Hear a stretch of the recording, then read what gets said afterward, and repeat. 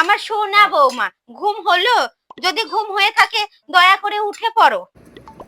বেলা 7টা বাজে, আমাদের বাড়ি সবাই সকাল 6টায় চা খায়। তোমার শ্বশুর এই প্রথম সকালে চা না খেয়ে বেরিয়ে গেল। কিন্তু মা, আমাকে তো আবার অফিসে যেতে হবে। আবার অফিস?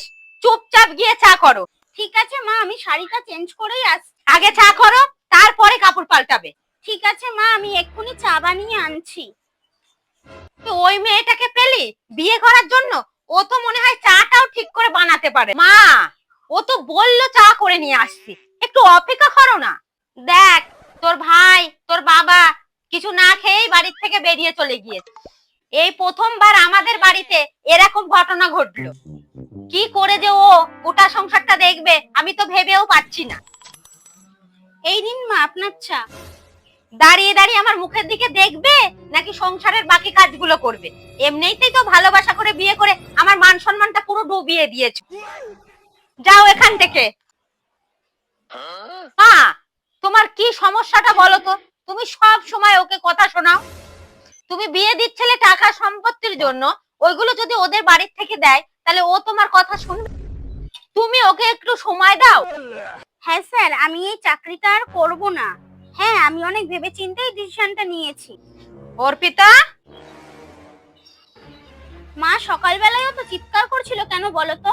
আমার তো সবকিছু মানিয়ে নিতে একটু সময় লাগবে। আর তুমি আমাকে না ডেকে সকালে কেন ঘুমের থেকে উঠে পড়েছো বলো তো? তোমাকে আমি ডেকেছিলাম, তুমি এতটাই ঘুমিয়ে পড়েছো, তুমি আমার ডাকে সাড়া দাওনি। তোমাকে আমি আগেই বলেছি আমরা ভালোবাসা করে বিয়ে করেছি, আমাদের অনেক সমস্যা হতেও পারে, কিন্তু তুমি কিন্তু সব জেনে বুঝেই আমাকে বিয়ে করেছো। আমি তোমাকে ভালোবাসি, আর আমি বলেছিলাম আমি সবকিছু মানিয়ে গুছিয়ে নেব।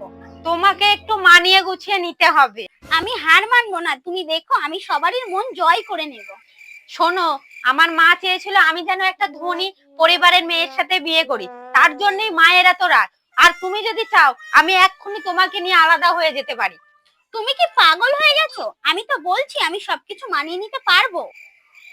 আমি বাড়ির সবারই কথা শুনবো, আর মা যা বলবে সেটাও শুনবো, কিন্তু তুমি দয়া করে আলাদা হওয়ার কথা বলো না। আমি জানি মা আমাকে দেখতে না পারলেও আমি ঠিক মায়ের মন জয় করে নিতে পারবো। সেই কারণেই আমি চাকরিটা ছেড়ে দিয়েছি। তুমি চাকরিটা ছেড়ে দিয়েছো?